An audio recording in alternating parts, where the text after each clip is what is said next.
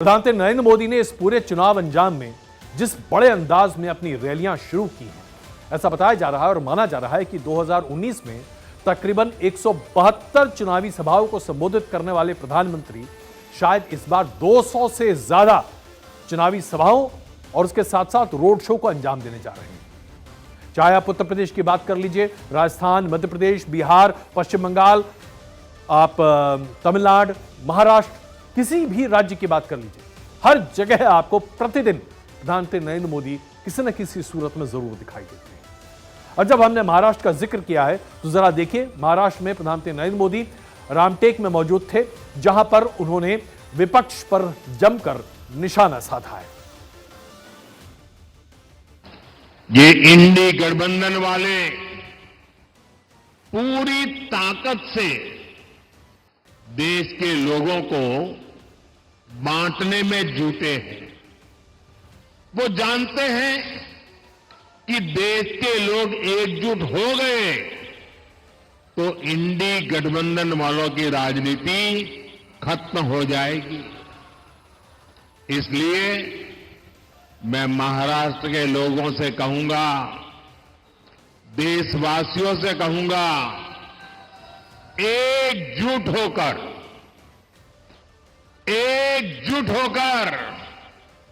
देश के नाम पर वोट दीजिए। प्रधानमंत्री नरेंद्र मोदी ने महाराष्ट्र में जमकर निशाना साधा, न सिर्फ विपक्ष पर बल्कि इंडी अलायंस पर भी। तो आइए अब जरा इंडी अलायंस पर चर्चा कर लेते हैं। मिस्टर एनालाइजर के कल के शो में हमने आपको दिखाया था कि एमएनएस यानी कि राज ठाकरे ने बिना किसी शर्त के समर्थन दिया भारतीय जनता पार्टी को। अब इससे महाराष्ट्र की पूरी राजनीति एक अलग ध्रुवी पर होती हुई दिखाई देगी, यानी कि शिवसेना में अब बड़ा सेंध लग सकता है और यह एनडीए के लिए फायदे की बात है। राज ठाकरे का असर महाराष्ट्र की तकरीबन 18 से 22 सीटों पर है, क्योंकि मराठा वोटर्स जो हैं उन पर अच्छा खासा प्रभाव राज ठाकरे का है। राज ठाकरे की बोलचाल, शैली, आक्रामक अंदाज और तेवर उनके चाचा यानी कि बाल ठाकरे से काफी कुछ मिलता जुलता है और महाराष्ट्र का मराठा वोटर इसे काफी कुछ अपना मानता है।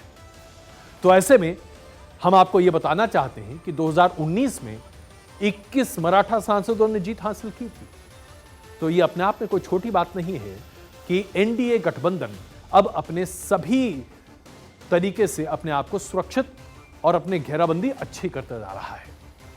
इसके विपरीत जहां हम महाविकास अघाड़ी की बात करते हैं तो वहां पर सीट शेयरिंग का फॉर्मूला तो अब जाके फाइनलाइज हुआ है, यानी कि पहले चरण के मतदान से मुश्किल से 10 दिन पहले शिवसेना उद्धव गुट अब महाराष्ट्र में 21 सीटों पर चुनाव लड़ेंगे। एनसीपी शरद पवार का गुट 10 सीटें उन्हें मिली हैं और कांग्रेस को 17 सीटें मिली हैं महाराष्ट्र में। अब ऐसे देखा जाए तो भाई इसमें कोई दिक्कत नहीं है, 17 सीटें कांग्रेस को मिली हैं, लेकिन क्या आप जानते हैं कि कांग्रेस की कम से कम 2 से 3 ऐसी सीटें जिसकी आस लगाए कांग्रेस बैठी थी उनसे छीन ली गई है।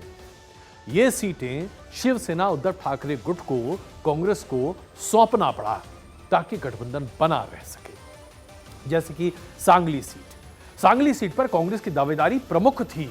सांगली सीट कांग्रेस मानती है कि वो जीत सकती है, इसके बावजूद सांगली की सीट कांग्रेस ने उद्धव ठाकरे शिवसेना को दे दिया है।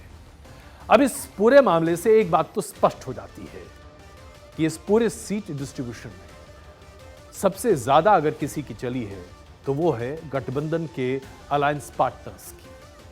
कांग्रेस की महाराष्ट्र में भी नहीं चली, ठीक वैसे ही जैसे कांग्रेस के बिहार में नहीं चली, उत्तर प्रदेश में नहीं चली, यानी जहां जहां गठबंधन है डीएमके के साथ तमिलनाडु में नहीं चली। जहां जहां कांग्रेस का गठबंधन सहयोगी दलों से है, सहयोगी दल कांग्रेस पर भारी पड़ते जा रहे हैं। इसके साथ साथ जो इंडी अलायंस है उसमें एमवीए जो कि अंबेडकर की पार्टी है वो भी अब शामिल नहीं है। वंचित बहुजन अघाड़ी, उन्होंने तकरीबन 9 सीटों पर महाराष्ट्र में अपने खुद के उम्मीदवार उतार दिए हैं। एक तरफ आप देखते हैं एनडीए का पूरा कुनबा जो कि कंसोलिडेशन पर है, जहां पर अगर आप नेशनल कॉन्फ्रेंस की बात करें, एनसीपी की बात करें, नेशनल कांग्रेस पार्टी की बात करें, तो अजीत पवार का गुट पूरे तरीके से जुटा हुआ है। उसके बाद आप शिवसेना शिंदे की बात करें, वो पूरे तरीके से अपने साथ है, और भारतीय जनता पार्टी है, और फिर साथ देने के लिए राज ठाकरे भी आ गए हैं। दूसरी तरफ आप इंडिया अलायंस की देखिए, महाराष्ट्र में अभी जाके सीट फाइनलाइज हुई है और असंतोष जबरदस्त दिखाई दे रहा है पूरे खेमे में। ये बात सिर्फ यहीं तक सीमित नहीं है। आइए जरा हम आपको तमिलनाडु का भी एक हल्का सा झांकी दिखा दें। तमिलनाडु में आज प्रधानमंत्री नरेंद्र मोदी ने 2 सभाओं को संबोधित किया है। हर जगह 400 के लक्ष्य को पार करने का टारगेट रख रहे हैं। दक्षिण भारत में अपनी जगह बड़े पैमाने पर दिखाने की कोशिश भी कर रहे हैं, और प्रधानमंत्री नरेंद्र मोदी को सुनने और देखने के लिए बड़े पैमाने पर लोग भी आ रहे हैं। इस पूरे चुनावी प्रचार में प्रधानमंत्री नरेंद्र मोदी ने जिस तरीके से एक के बाद एक धुआंधार रैली की है, उसकी कुछ तारीखें आपके सामने रखते हैं। 9 अप्रैल को पीलीभीत और मध्य प्रदेश के बालाघाट में रैली की। 9 अप्रैल की शाम में चेन्नई में रोड शो कर लिया।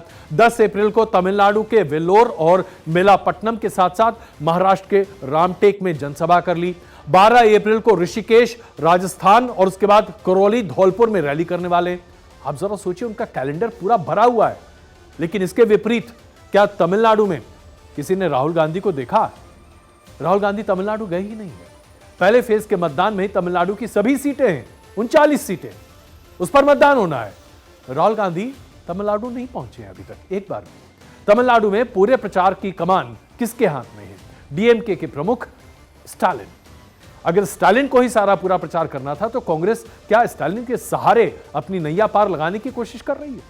चलिए अब इसके पलट कर्नाटक की बात कर लेते हैं साहब। पड़ोसी राज्य है तमिलनाडु का।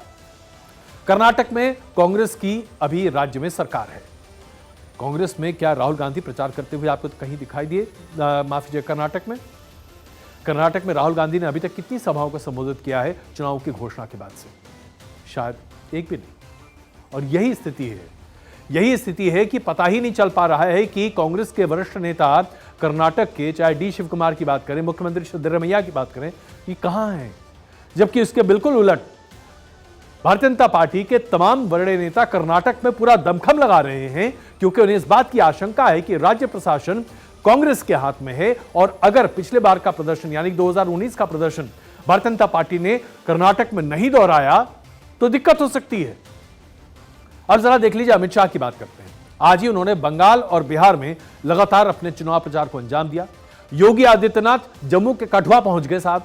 उत्तर प्रदेश के मुख्यमंत्री हैं, लेकिन वहां भी प्रचार कर रहे हैं, क्योंकि वहां पर एक बड़ा समुदाय है जो कि उनके मठ का अनुयायी है। आप सोचिए, भारतीय जनता पार्टी की सोच देखिए। जेपी नड्डा और राजनाथ सिंह के बारे में क्या कहा जाए? दिन में कम से कम 3 या 4 रैलियों को संबोधित कर रहे हैं देश के अलग अलग जगहों पर। भारतीय जनता पार्टी पूरे तरीके से एक्शन में दिखाई दे रही है। इतना ही नहीं, आप राजस्थान की बात देख लीजिए। दिल्ली से सटा हुआ है राजस्थान में एक जमाने में कांग्रेस की सरकार थी ना, दिसंबर के पहले तक तो थी ही, 2023 के। क्या वहां पर राहुल गांधी, प्रियंका गांधी, सोनिया गांधी, किसी ने अपने प्रचार को अंजाम देने की कोशिश की? नहीं। वहां पर तो ऐसा लग रहा है जैसे कि कांग्रेस की कमान किसके हाथ में, कोई पकड़ ही नहीं पा रहा। अशोक गहलोत प्रचार कितना करने बाहर निकल रहे हैं, कोई देख ही नहीं पा रहा। अब चलिए उत्तर प्रदेश की बात कर लेते हैं। भाई 80 लोकसभा की सीटें हैं उत्तर प्रदेश में। कितनी सभाओं को राहुल गांधी ने, प्रियंका गांधी ने, सोनिया गांधी ने संबोधित किया है? लगभग ना के बराबर, दिखाई नहीं दे रहे। अखिलेश यादव की बात कर लेते हैं। 31 मार्च को दिल्ली में दिखाई दिए थे। अखिलेश यादव ने अभी तक जो 8 लोकसभा की सीटें हैं जहां पर मतदान होना है 19 तारीख को, वहां पर अभी तक कोई बड़ी सभा, जलसा, आयोजन कुछ किया ही नहीं। तो क्या हो रहा है? ऐसा लग रहा है जैसे कि विपक्ष ने पूरे तरीके से अपने हथियार को डाल दिया है। प्रचार प्रसार में कहीं शामिल हो ही नहीं रहे, और जहां हो रहे हैं वहां भी देखिए कितना असर हो रहा है। मध्य प्रदेश में राहुल गांधी जरूर दिखाई दिए थे, जहां वो सुबरी के बेर यूं कहें कि उठाते हुए दिखाई दे रहे थे। लेकिन राहुल गांधी क्या वाकई में चुनाव प्रचार धुआंधार करते दिख रहे हैं जैसा कि लोग चाहते हैं या फिर सोच रहे होंगे? अब जरा बिहार की चर्चा कर लेते हैं। बिहार में अलायंस है, इंडिया अलायंस पूरे तरीके से वहां कारगर है। वहां पर आरजेडी, कांग्रेस, वाम दल और बाकी छोटे दल मिलाकर इंडिया अलायंस चल रहा है। कांग्रेस की वहां पर बहुत ज्यादा मानी नहीं गई, चली नहीं, और आरजेडी ने अपना जलवा दिखा दिया। और अभी सबसे बड़ी बात क्या है, आप देखिए कि आरजेडी पूरे तरीके से चुनावी मोड में है। तेजस्वी यादव रोज दिन जनसभाओं को संबोधित करते हुए दिखाई दे रहे हैं, आज भी सुर्खियां बटोर रहे हैं, जबकि तेजस्वी यादव एक विवाद में घिर गए हैं। नवरात्र चल रहे हैं, ऐसे में देश के कई हिस्सों में लोग या तो उपवास रखते हैं या फिर नॉनवेज नहीं खाते, लेकिन बिहार में एक बहुत बड़ा तबका है जो नॉनवेज खाता है इस बार के जो आपके जो नवरात्र होते हैं उसमें, यानी कि जो अप्रैल का जो नवरात्र होता है उसमें उतनी शुद्धता रखने की आवश्यकता एक बहुत बड़े तबके को बिहार में महसूस नहीं होती। ऐसे मौके पर तेजस्वी यादव ने मछली खाया। मछली खाने के बाद उन्होंने मछली के कांटे तक दिखा दिए और इसके बाद गिरिराज सिंह जैसे तमाम बीजेपी के नेता उनके ऊपर चढ़ाई कर बैठे कि देखिए कैसे धर्म का अपमान किया जा रहा है। अब बिहार के नजरिए से देखा जाए तो यह अपने आप में कोई विवाद है नहीं, लेकिन जब आप इसका इंपैक्ट उत्तर प्रदेश में देखते हैं, जब आप इसका इंपैक्ट उन स्कोर बीजेपी वोट बैंक की तरफ देखते हैं जो ये मानता है कि अभी जो चैत का जो ये जो पूरा होता है, अभी जो नवरात्र होता है, इस नवरात्र को बहुत पवित्रता के साथ लोग मनाने की कोशिश करते हैं और नॉनवेज नहीं खाते हैं। लेकिन अब देखिए तेजस्वी यादव ने मल्लाह वोट बैंक को अपने साथ जोड़ने के लिए यह काम किया, यानी कि कम से कम कुछ करते दिखाई तो दे रहे हैं। दूसरी तरफ जरा कांग्रेस की बात कर लीजिए। अभी तक कांग्रेस ने बिहार में कोई चुनावी सभा की भी है, लग ही नहीं रहा है। सवाल ऐसे में उठने लगा है कि 270 के आसपास उम्मीदवारों को खड़ा करने वाली कांग्रेस पार्टी अगर चुनाव प्रचार प्रसार में खुद को झोंक नहीं रही तो क्या सहयोगी दल अकेले अपने दम पर राज्यों में चुनाव जीत लेंगे? और अगर ऐसा नहीं हो पाएगा तो फिर क्या उम्मीद लगाकर बैठी है कांग्रेस? क्या सहयोगी दल ही अगर अपने दम पर चुनाव जीत रहे हैं तो फिर कांग्रेस के साथ गठबंधन करने का मतलब क्या है? कांग्रेस क्या यह मानती है कि वोट डिवीजन को रोकने के लिए और भारतीय जनता पार्टी के जितनी भी एंटी इनकम्बेंसी के वोट है उस शेयर में कोई सेंध न लगे, सिर्फ इसके लिए गठबंधन कर लेना अपने आप में काफी है और इससे सहयोगी दलों को मदद मिल जाएगी? क्या राहुल गांधी, प्रियंका गांधी, सोनिया गांधी को और कांग्रेस के तमाम वरिष्ठ नेताओं को, कांग्रेस के अध्यक्ष मल्लिकार्जुन खड़गे को चुनाव प्रचार में बड़ी तेजी और मशक्कत के साथ आगे हिस्सा नहीं लेना चाहिए? ये सवाल हम इसलिए उठा रहे हैं क्योंकि विपक्ष बार बार यह कहता चला आ रहा था चुनाव से ठीक पहले कि उन्हें बोलने का मौका नहीं दिया जाता, जनता से संपर्क करने का मौका नहीं दिया जाता। पूरे देश में ईडी और तमाम एजेंसियों के दम पर भारतीय जनता पार्टी विपक्ष का गला घोट रही है। अब जबकि चुनाव है, आप कहीं दिखाई नहीं दे रहे।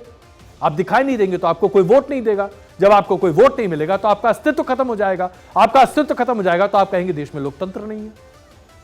ये कैसी दिल्ली है? या तो आप ये कहें कि हम चुनाव में अपने दम पर सब कुछ कर लेंगे, हम में इतना मादा है कि हम भारतीय जनता पार्टी को हरा सकते हैं, और अगर नहीं तो फिर हथियार डाल लीजिए। जनता के सामने फिर विकल्प कहां है? और अगर विकल्प नहीं है तो इस विकल्पहीनता के लिए जिम्मेदार कौन है? जनता, मीडिया या दरअसल विपक्षी पार्टियां?